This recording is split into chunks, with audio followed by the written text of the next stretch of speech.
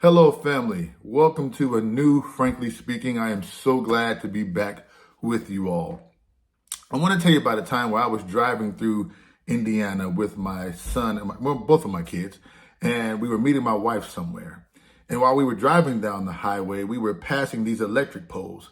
And along the line of these electric lines, there were these red spear-like objects every few feet from one another on the electric line. And so my son had never seen that before. And so he asked, "Dad, what are those?" And I'm not a scientist. I don't know. I have no idea what they were. And I told him I didn't know.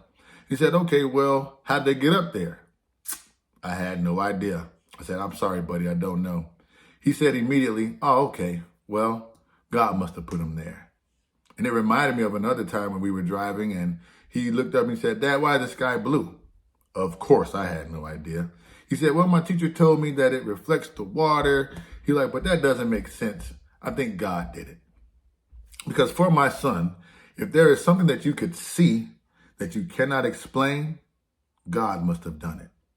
And that rang something within my heart when he said that. Because when I think about our lives, there's some things that you've been through that you cannot explain. There's some situations that you made it out of that you don't know how you made it out of. Or you look back at your life and see the person that you were a few years ago is not the same person that you are right now. And if someone were to ask you, how did that happen? How did you make it out of that? How did you make that change? Can I encourage you that the only explanation there is, God did it. You may not be able to explain what happened, but that explanation is God did. So let me encourage you to know, to acknowledge God in all your ways.